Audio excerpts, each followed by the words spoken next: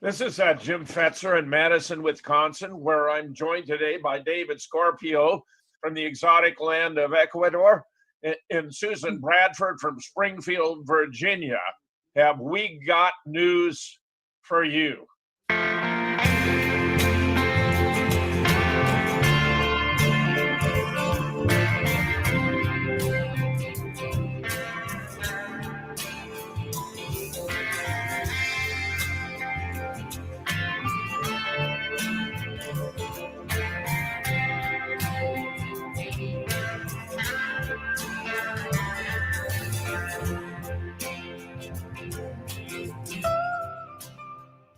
We'll just finesse the music for that. Meanwhile, Facebook and Twitter are beclowning themselves in a desperate bid to cover up all the Biden revelations, very significant. A policy prohibiting the use of our service to distribute content obtained without authorization. We know we have more work to do. In other words, this was alleged to have been hacked, so they were denying it to be published. The Post, by the way, meanwhile, claimed Joe Biden never pressured Ukrainian officials to fire a prosecutor investigating corruption at the Burisma, despite a 2017 video in which he boasted about doing that at the Council on Foreign Relations. This just shows how egregious are the lies coming from the media in their desperate efforts to protect Joe Biden. After the Post's so-called lead fact checker, Glenn Kessler, tweeted out the text of the Watergate breaking paper's new policy on hacked or leaked material, many were skeptical. Some pointed to the paper's silence over recent leaks of Trump's tech information, which was hacked. So, it appears if the information is going to help or hurt Trump, if it's going to hurt Trump, they're going to go with it. If it won't, they won't. Meanwhile, it's been observed this is Orwellian. Twitter hasn't partnered with any fact checkers. This whole censorship is happening before anything is fact checked. Their official laughable explanation is it's hacked material. Tech companies have long used a statute to claim free speech protection. This is passed back in the Reagan years, which has got to be changed. Tucker has also railed against this suppression, describing it as an in-kind donation to the Biden campaign, warning the high stakes of inaction would, at the very least, run the risk of the election. I don't think it's that serious in terms of Trump's prospects, but it is a major matter of corruption by the social media giant. Scorpio, your thoughts? Well, I like the title of the article. Be clowning, I think, is a new verb, possibly, but I think it's very accurate for what's going on. And they're saying that this information came without authorization. It's almost like the mainstream media is just simply announcing the death of investigative journalism. I mean, what in the world are they talking about without authorization? That is incredible. And I think the part of the reason for this mass scramble to protect Joe Biden, it's not just the campaign. That's certainly a big part of it. But I think this is essentially how business is done in Washington, D.C. And all the swamp creatures want to make sure things stay the same. Oh, I think that's great commentary. Susan, your thoughts? Yeah, thank you. And I agree with what Scorpio said. And also, I think that this is, these social media companies have a vested interest in China and working through their market. And so I think that they are working on behalf of the cabal, which wants to, facilitate greater market share in China. And so they're trying to ensure that their candidate gets into office and that they can censor any type of political speech that might somehow undermine their position.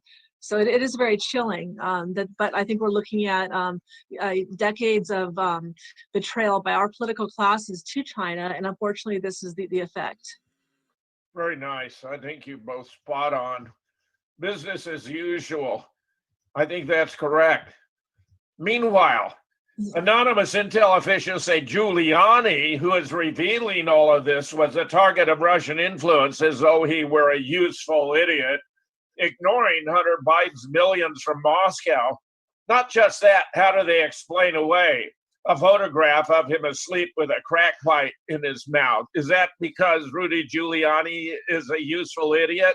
How about the use of a body double at the debate where Biden has ears with lobes, but this guy, the body double, does not? Biden has a smoother chin. This guy's got a dimple. He has a longer face. Biden has a rounder face. He has a double Windsor. He has a single. Or look at the eyes. The new body double, brown eyes. Biden, blue. Very, very different. Meanwhile, C-SPAN has suspended Steve Scully indefinitely when he was outed seeking advice about how to embarrass Trump when he served as the host for the second debate. He claimed he had been hacked. He's finally come clean and admitted he wasn't hacked, that he is actually a never Trumper, and he had written to him, a guy named Scaramucci, how should I respond to Trump? How embarrassingly bad is this? This is part of C-SPAN. Meanwhile, James Woods had observed previously Trump crushed his opponent, Chris Wallace, head-to-head in the debate. There was also another fellow wandering around muttering to himself. This is what we are getting from the media. Nothing but gross bias and deception. Scorpio, your thoughts? It's really quite incredible. It's coming from C-SPAN. C-SPAN's always been this, this bastion of neutrality, and to see a guy plotting and scheming to make Trump look as bad as possible, I think it's just sort of endemic of the kind of political atmosphere we're in. Trump has all the swamp creatures very upset, and they're mobilizing all forces. It's all hands on deck to get Trump. I think that's absolutely right. Susan, your thoughts?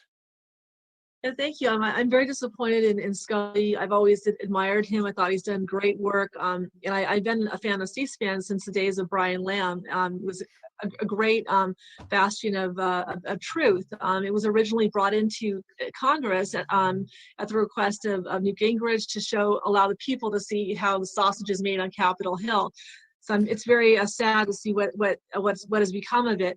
But I think we shouldn't be surprised because the telecommunications companies do bankroll C-SPAN, and so of course, I would think that in turn maybe they have some influence and are you perhaps using it or somehow allowing their host to act on behalf of the Democratic Party or at least the establishment. No president has ever had such an array amassed against him from every side. Meanwhile, emails. Hunter Biden strives for a lasting and lucrative arrangement with Chinese nationals. This is another aspect of the story that would be interesting, meaning lucrative for me and my family. In one missive he sent in May, details of remuneration packages for 6 people in the business venture were discussed. He was identified as a chair or vice chair, depending on the agreement with the Chinese, the Shanghai conglomerate China Energy Company. Hunter's pay was $850, no doubt, thousand. In the correspondence, he has some office expectations he will elaborate upon. Meanwhile, Trump is emphasizing Biden's got rich while Americans got robbed at his rallies. Very appropriate. The latest cash, one email appears to outline a provisional agreement where 80% of the equity would be shared equally among 4 people whose initials related to Hunter and 3 other recipients. This is simply disgusting. Meanwhile, the Joe Biden campaign claims the New York Post Hunter Biden article is false because Twitter censored it, as though Twitter weren't censoring everything it can that's critical of Biden. Twitter's response to the actual article itself makes clear that these reported allegations are false and not true. How absurd is this? Senator Josh Hawley, super smart guy, in response to Biden claims, asked rhetorically if Twitter has now made an editorial claim about the truthfulness of the New York Post story. They're censoring it because it's true. They're not censoring it if it were false. If they could show that, they'd let it go and point it out. Meanwhile, monopolies donate massive money to Biden Harris. Biden gets the monopolies to censor negative stories about him and then points to the monopolies as experts. Talk about collusion. Twitter censorship of the Post sent led Judiciary Committee Republicans like Ted Cruz to subpoena Twitter CEO Jack Dorsey. Twitter is actively blocking right now this instant story from the New York Post alleging corruption and the Biden family receiving millions of dollars from communist China. This is election interference. We are 19 days out from the election. It has no precedent in the history of democracy. The Senate Judiciary Committee wants to know what the hell is going on. Excellent, excellent. There's going to be a lot of fallout from this. Scorpio, your thoughts? Well, you know, it's really incredible, this behavior we're seeing from these high-tech monopolies. And this is precisely why monopolies were actually outlawed a long time ago with the Antitrust Act and the laws associated with it. They're simply not being enforced right now. And, you know, it's just human nature. When you give people a monopoly, you're going to have this kind of really bad behavior, and it'll only get worse until these companies are broken apart. And I think there has to be a restoration of a fairness doctrine as well, which Reagan also allowed to go by the wayside, that requires equal time for alternative views on major issues like this. Susan, your thoughts? I'm actually very, very surprised to see that the political classes are shocked and very shocked at what Biden has done. This has been the way of business for many decades now, that a lot of people go to business to do well and do quite well indeed. The truth is that the communist China was built by our multinationals and Wall Street. The Clintons played a key role in that, and they are using our federal government as a means for which they can amass money from the taxpayers to themselves. And this is just another example of it, sadly. It's just stunning how we fund our enemies. It's just appalling, really. Meanwhile, Twitter locks Trump campaign account less than 3 weeks before the presidential election. How bad is this? Locking the Trump campaign account. Here it is. Twitter has suspended Team Trump for posting a video calling Joe Biden a liar, who's been ripping off our country for years, as it relates to the New York Post article. He added the suspension comes 19 days out from the election. How outrageous is this? Everything Trump is saying is completely correct. Donald Jr. reports. So now Twitter is blocking access to a government website, even to protect Joe Biden. This is not only dangerous and corrupt, it's clear election interference. This is going to have a very bad outcome for Twitter, I have no doubt.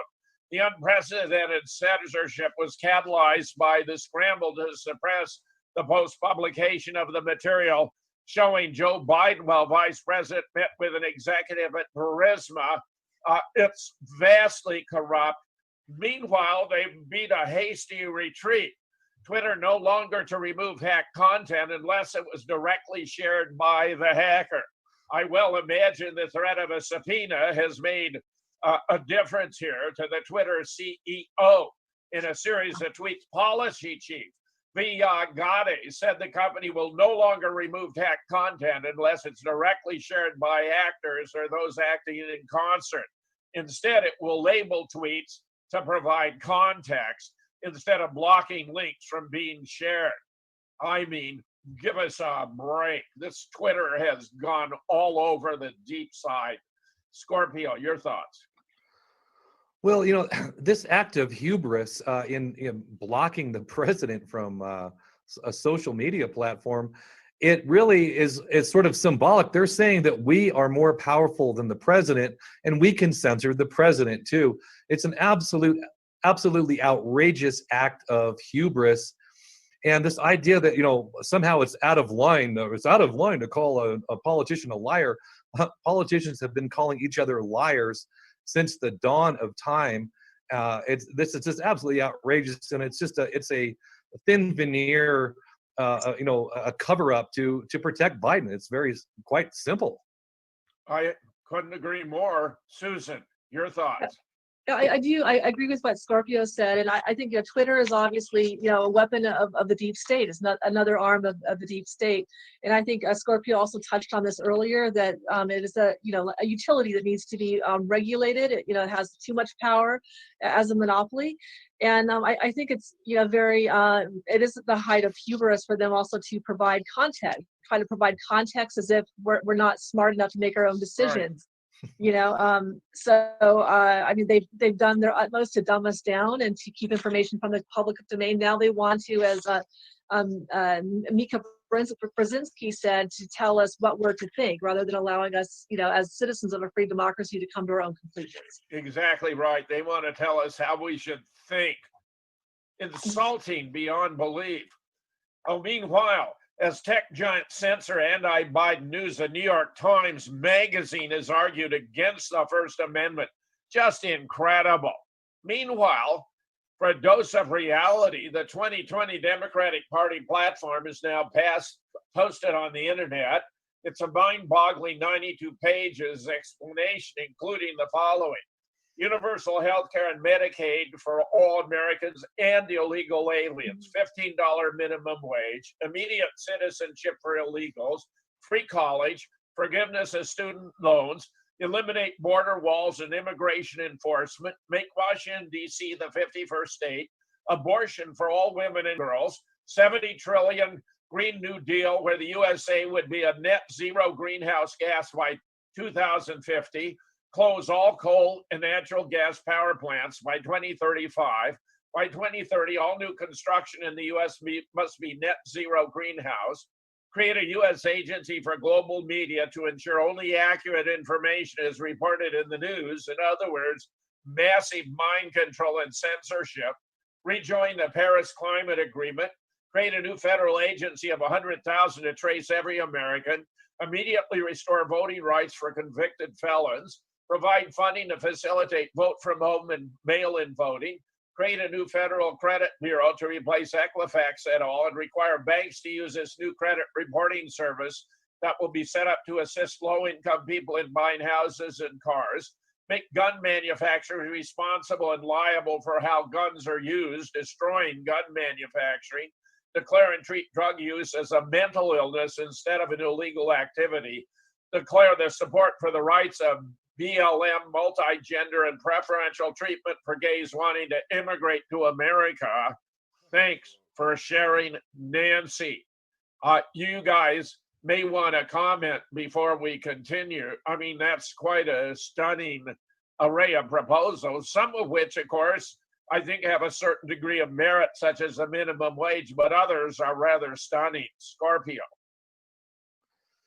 Yes, and just to touch on what you and Susan said earlier, just that it is insulting, this notion that we can't figure out what information we want to consume and what we don't. It's like we're little kids. It is very insulting. And, it's incredible. They're actually talking about essentially a ministry of truth where only the state narrative will be allowed. That is extremely dangerous and frightening. And this idea that we're going to give illegal aliens instant citizenship, that essentially means open borders, which will mean Democrat rule in perpetuity. Well, it also means flooding the United States, the world's largest welfare state that would be subject to economic collapse within maybe even months. I mean, it's absolutely stunning. Susan, your thoughts? Yes, thank you, Jim. You actually took the wind out of my sails. I was going to just say, just what you had said. After World War II, our elites cut a deal or a plan at Yalta where they said that their goal was to transform the United States into the largest welfare state, and then to bankrupt the country and collapse it into a new world order. And I think that's exactly what they're doing. That they're flooding us with dependents who will then take the remaining assets that we have left. And this Green New Deal is really about transforming us into a third world country. I think you're both spot on. Absolutely stunning what's taking place here. Meanwhile, Mitch McConnell, the GOP, has the votes to confirm Amy Coney Barrett to the Supreme Court. No doubt about it. This is one of the great masters of the Senate. I would liken him actually to Lyndon Johnson or perhaps Robert Byrd. Johnson was such a master of the Senate. Mitch McConnell in a lower key style, equally effective. Judiciary Committee Chair Lindsey Graham officially scheduled the vote for confirmation on next Thursday, the 22nd. Meanwhile, Trump ends up debating Savannah Guthrie. Biden is not challenged on the New York Post stories.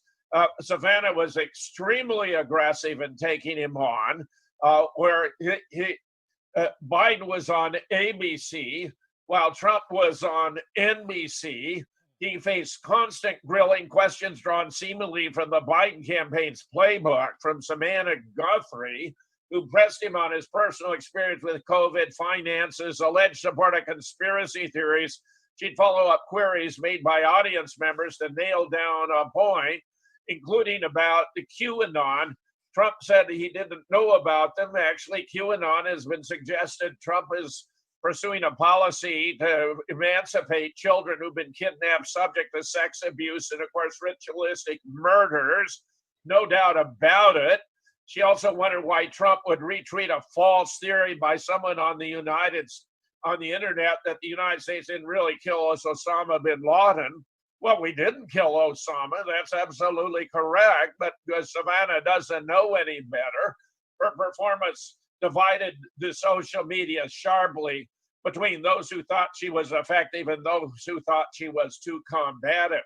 Let me just add, by the way, about this, that there was a guy prominent on the internet by the name of Hank Green who suggested that keep Biden's numbers up, that those should use multiple computers to log in to drive the numbers up. So while ABC reported that their town hall had around 2.8 million viewers, it's probably closer to half of that. Meanwhile, on NBC itself had 1.8, but CNBC and MSNBC had 1.6 and a million respectively. So you're talking minimally about 4.5 million versus 2.8 as a double what he probably actually received. Meanwhile, have no fear, new polls show Black support for Trump is surging. We know Trump has a 91% chance of winning a second term on the basis of a model that's really rooted in enthusiasm and early performance in the polls where Trump was superlative. But it's just more propaganda playing with these numbers. I thought no one would turn into Biden, for God's sake. Why waste your time? Scorpio, your thoughts? Well, about Amy Coney Barrett, I think the Democrats have already given up on trying to stop her nomination. Her responses have been exemplary. I don't see how anyone can find much fault in anything she said. She's proven herself to be a master at not stepping in piles of dookie, let's say, that the Democrats are trying to set up for her. And, you know, this QAnon thing, I'm just amazed that they've actually declared it a domestic terrorist organization. I mean, give me a break. And the mainstream media is just using it as a way to sort of bash any kind of conspiratorial thinking or conspiracy theories. The problem is it's no longer a theory. What conspiracy theorists have been warning about for 20 years is actually happening now in real time. Oh, you're absolutely right. If you don't understand conspiracies, it's just two or more individuals cooperating to bring about an illegal end. You can't understand what goes on in the world. I did an early article about it, thinking about conspiracy theories, using research on JFK to introduce research on 9/11 and the principles you should apply to sort things out.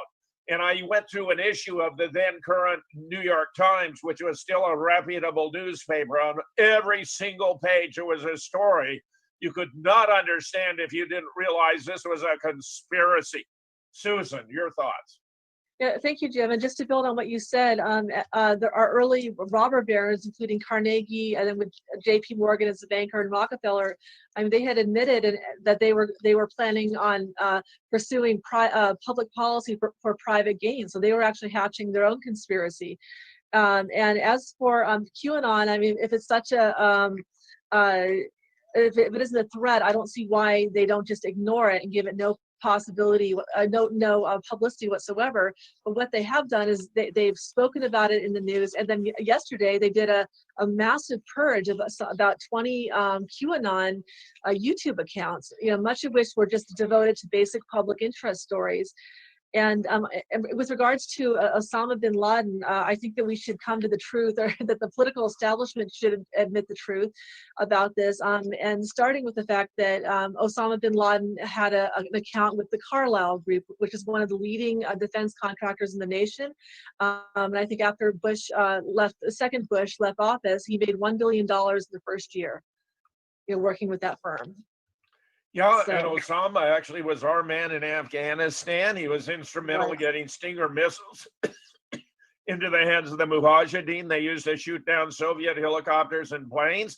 He was an officer in the CIA, Colonel Tim Osman. An official from the agency visited him in a hospital in Dubai shortly before his death from his medical maladies in Afghanistan on 15 December 2001. Where he was buried in an unmarked grave in accordance with Muslim traditions. There were local obituaries. Both CNN and Fox News on the 26th of December 2001 reported announcements of his death. Barack Obama found it politically expedient to revive him, to have him die again on the fake raid in the compound, and then had set up a situation where Joe Biden was instrumental in this, where the SEAL team that was involved would put in an old Chinook Vietnam helicopter, and the Taliban shot it down to eliminate the witnesses who could testify that it was all fake, phony, and a fraud. That's the caliber of government we're talking about under the Democrats. Meanwhile, Mark Crispin Miller needs your support for academic freedom. Get this. He is being hassled merely by suggesting his students should read scientific articles about whether or not wearing masks is good for your health. I find this stunning. He made the point, which is impeccable, that the masks only filter out particles that are larger than 3 microns, that these are only 1 micron, that the mask cannot filter out the virus. This is completely outrageous.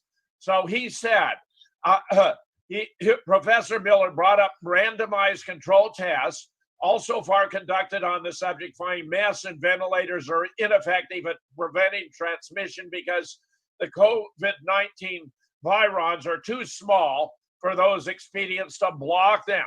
But a student was outraged for even mentioning those students. She made a big campaign with NYU, contacted their bias response line to reporting, getting no satisfaction. She went on and on. Her name, Julia Jackson. What a miserable failure as a student. The professor emailed us about a BMJ study that allegedly shows the ineffectiveness and health risks that cloth bath, but failed to link it. The only one I could find concluded cloth weren't as good as medical. The students' call provoked a storm of tweets. Many attacked, others thanking her, including Professor Miller's department chair. So they're going after him on COVID, just as they went after James Tracy about Sandy Hook and Wolfgang Helbig and me, but Wolfgang wasn't a professor and I was at the time retired. This is outrageous. Scorpio, your thoughts? Well, this whole idea of masking is so, it's sad. And, as the saying goes, no one gets out of here alive. So we have to live our lives. You can't live your life worrying about some micron getting through your mask and then therefore you might die. You can live in a plastic bubble inside your house and never leave the home. You're still going to die. And so people just need to start living their lives and refuse to comply with this masking nonsense, because it really is ultimately just sort of a symbolic gesture of servitude and slavery. And as far as academia goes, academia is supposed to have the full spectrum of thinking and philosophy, and it's supposed to all come under scrutiny and debate. And I think the reason why these lefties are so pro-censorship is they know that their ideology will not stand up to the light of day and scrutiny and an open debate. Yeah, exactly. As Sir Karl Popper observed, rational debate is the most effective instrument in discovering the truth, as well as trying to test theories to determine whether or not they might be false by attempting to falsify them, where you only have good reason to believe they're true when your efforts to falsify them prove to be unavailing. Susan, your thoughts? Yes, that's absolutely true, Jim. And I think too that the under the technocracy, they wanted to have everybody defer to the experts, including the politicians and the professors and the students. And the experts are those who are politically appointed to give opinions, regardless of what the facts actually suggest that they should conclude. So unfortunately, I think this professor is a victim of that. But it's very chilling to see that the students are even opposed to a lack of free speech. Yep. Susan, you're absolutely right. It's pathetic. The students are offended because their professor is saying something they regard as politically incorrect, and we know how serious is the evidence. Brain damage from masks cannot be reversed. These masks are a crime against humanity, a form of child abuse. To deprive a child or an adolescent brain from oxygen or restrict it in any way is not only dangerous to their health, it's absolutely criminal. Oxygen deficiency inhibits the development of the brain, and the damage that's taken place as a result cannot be reversed. We know all these lockdowns and other measures lead to higher suicide, domestic violence, derailed education, shorter lifespans, decreased public health service, and of course, massive economic catastrophe. This may be the reason why Deagle has pointed out or projected that by 2025, the US population will drop from approximately 330 million today to fewer than 100 million, because we're all in the process of committing suicide, a slow death by wearing masks. Here's a wonderful post on my blog about this issue. Has anyone else not wondered about this? It's an absolute fact. You're depriving your body of vital oxygen for long periods of time with a mask. Think of those forced to wear masks by their employers all day. Why are they forcing children to wear masks who are least likely to even contract this non-fatal influenza? Because they want to create a bunch of mentally incapable adults, which they seem to have already accomplished. You have to be living under a rock to not have seen the dozens and dozens of videos and articles confirming mask wearing protects nobody. I am not a lemming. I do not wear a mask. No one can make me. Get these masks off the children now. It's criminally negligent. When are the morally honest and truthful health professionals going to come forward, like Dr. Marguerite Grissom-Brusson, whose article we were reviewing, and start blowing the whistle loud? We keep telling each other we're living in crazy times. Exactly.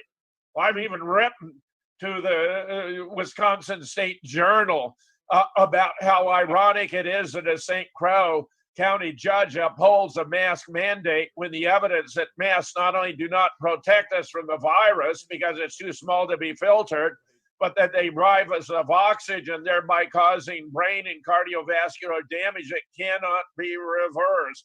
And I quote her, concluding, perhaps this is the reason that Deagle, a massive website connected to U.S. intel and defense contractors, predicts the U.S. population will drop from around 330 million in 2020 to less than 100 million by 2025. The judge was no doubt ignorant of the facts, but the American people deserve to know. Scorpio, your thoughts? Well, this thing with the mask, I think people are underestimating the effect it's having on children, not only physically in terms of the brain damage. That's certainly very real, very disturbing, but psychologically, just think of the impact this is having on little children. The other day I saw a young child in a stroller with a mask on and a plastic sheet over the top of the stroller. So I can only imagine what kind of effect that would have on a little child to see this sort of behavior normalized. It's actually very frightening. And, a lot of young people are losing hope. I know 3 people within my sphere, friends and family, three young people who have committed suicide because of this. They felt hopeless about COVID. Those are the real victims of COVID. Oh, God, Scorpio, that's so touching. It's so awful. I mean, this is going to incapacitate children for the rest of their lives. Susan, your thoughts? Yeah, I think what Scorpio said is very apt. And I mean, it's not only the physical damage, but it's the mental trauma, that they are going to live in fear and foreboding for the rest of their lives, which will prevent them from living their full potential, even becoming happy, self-actualized human beings. I think it's disgraceful that they're doing this to children. But I guess I'm a little confused as to why children are wearing masks, because I thought that most children were confined to home during this period, and I'm surprised that the parents are forcing if this is what the case is, that they're forcing their children to wear masks on a computer screen when they're engaging with their students or fellow students and teacher. And they think they're doing good things. And because Mhm. this deprivation of oxygen takes about 2 years to manifest its effects, Mhm. she is predicting we're going to have an exponential surge in dementia. Basically, the mask wearing is killing us slowly, where Mhm. I think we are the instrument to fulfill the Deagle projections. Mhm. 2 out of 3 of us may be dead out of our own responsibility. Meanwhile, lawyer says InfoWars host Alex Jones no longer believes Sandy Hook massacre was a hoax. This is embarrassingly bad. Jones, who has faced intense scrutiny from the families, the public, and Congress, is asking a judge to toss out the lawsuit, arguing he had First Amendment protection. I almost feel like I'm the last man standing. We proved this was a 2-day FEMA drill presented as mass murder to promote gun control. Here are a couple of sections from the FEMA manual for the start time, the end time. I included it as Appendix A in the book. Here we have a photograph that went worldwide that was supposed to show a policewoman leading children to safety. Turned out that the Newtown Bee photographer who took that photograph, Shannon Hicks, had taken an earlier one below, where you can see parents just standing around, arms folded, hands in their pockets, some in the background, casually looking on, leading me to describe this photograph as lounging at the massacre, where they rearranged, took the little girl in the pink sweater and the short skirt, put her further back, and brought up this little boy in blue jeans to lead for a better shot. Just imagine, would you think under emergency circumstances you'd stop to get a better shot? Whole thing completely phony. We learned how they fake the kids. They use photographs of older children. So here you can see the youngest victim of the Sandy Hook massacre, Noah Posner, turning into his older brother, Michael Vabner, because they use a photo of Michael Vabner as a child to pose Noah Posner, the youngest victim. Even the FBI reported for Newtown in 2012, intersection of murder and non-negligent manslaughter, zero deaths. So Alex Jones, I'm sorry to say, he's forfeited any sense of respect whatsoever. In this case, he's been on both sides of the issue again and again. Didn't do the research during a video deposition, even asserted he'd never even read Nobody Died at Sandy Hook. The book Amazon promptly banned after selling nearly 500 copies in less than a month back in 2015. Scorpio, your thoughts? Well, unfortunately, this new development with AJ is really no surprise. The guy has certain topics that are always verboten to discuss. It's a limited hangout, and he's really always been about the shekels, selling magic, pills for magic patriotard pills and stuff like that, more than really telling the complete truth. And, this Sandy Hook thing is just another example of trauma-based mind control, preparing an entire generation of children for a very controlled and pretty much a system based on slavery. Oh, I think you got that right. Would you believe that when my lawsuit went to the jury, they impaneled a dozen citizens from Madison, all of whom 30 or younger, 1 man and 11 women, each of whom insisted they'd never even heard of Alex Jones. Susan, your thoughts? Yes, I agree with Giuseppe. I mean, Alex Jones does appear to be a limited hangout. I don't want no disrespect meant to Alex, but if he's acknowledged himself, he's not really doing the research, and his site is essentially very sensational. He's using the platform to sell pills. And as we know, pills and pharmaceuticals are the greatest bank funders of the mainstream media. So I find that a little hypocritical on his part. But we do know that that there is a campaign among the elite to grab our guns, and because there's a campaign, of course, to ultimately conquer America. And as long as our citizens are armed and are willing to protect themselves, China will have a more difficulty, taking us over. I've always felt Alex was good at the first two stages of scientific reasoning, namely puzzlement, something's odd going on here, speculation, what are all the possibilities?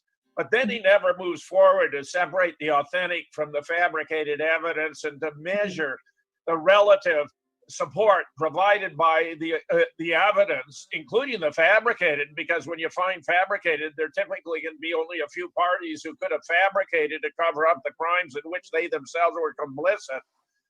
With a probability of the evidence, including fabricated, on the alternative hypotheses, which is their likelihood or measure of evidential support, where when the evidence settles down, we're entitled to accept the best supported as true in the tentative infallible sense of science. He's never really followed through. So he gets a sensational aspect out there and benefits therefrom promoting his products, but never actually leads us to a further understanding of the evidence or what actually happened. Meanwhile, live need to know, we want to hear from you. Send fan mail, live need to know at gmail.com. We look forward to getting it. I want to give special thanks to those who participated in the fundraiser we had here on Tuesday. We have Tom R.D. Canareto, Michael Ivey, Anthony Mead, Brent Garassi, Ben Stembridge, Kevin Lehman, Joe Olson, Alan Innes, David Scorpio, Giuseppe Vafangulo, David Collette, Robert Jezoriski, Ron and Alexander Patale, where Alexander is an attorney involved in the case early on and who sent a second check of $500 to support, leading a total of $1,500 from the effort, for which I am very grateful. Anyone who would like to continue could either write at James H. Fetzer Legal Defense Fund, 800 Violet Lane, Oregon, Wisconsin, 53575. Or if it were more convenient, use Zelle to make an electronic donation using my email address on Zelle, jfetzer@d.umn.edu. Your final thoughts, Scorpio. Well, Jim, I'm just really happy that the fundraiser went so well. It was our maiden voyage. We're going to have others and give people a greater, no time ahead of the event so we can get more people aboard. But, what happened to you is not only tragic for your own personal experience, but it's also a symbolic act of what could happen to any of us that dare to speak the truth outside of what's sanctioned by the government. So I think your cause is very important on several levels, and I'm just very happy that it worked out so well. Susan, your thoughts? Yes, hi. Thank you, Jim. I agree with what Scorpio said. I think I'm glad the fundraiser went so well, and there's clearly a massive campaign to censor those who offer an opinion that differs from the conventional wisdom or what's politically correct. So we do need more people to be courageous enough, like you, Jim, to try to speak your truth. And I think we're in for a very kind of interesting ride as we approach this coming presidential election. Well, this is Jim Fetzer in Madison thanking David Scorpio from the exotic land of Ecuador and Susan Banford from Springfield, Virginia, for the high quality of their comments and assessment. Let me just add, the First Amendment has never been on such massive assault. All the social agencies are exercising censorship. YouTube is taking down thousands and thousands of videos. The plaintiff in my case even admitted he and his group had removed 1,500 videos from YouTube, the vast majority of which undoubtedly had to do with Sandy Hook. He, during another interview, admitted that his group had been responsible for the removal of tens of thousands of content items from the internet. If you believe we are entitled to speak our minds freely which I have historically regarded as the greatest attribute of the United States as a free nation, then you may want to get involved. I would welcome your support. This isn't just about me. This is about freedom of speech, freedom of the press, and what it means to be an American. Give it some thought.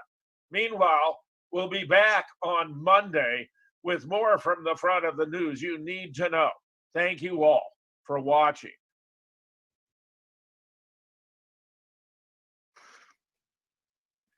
This is Jim Fetzer and Matt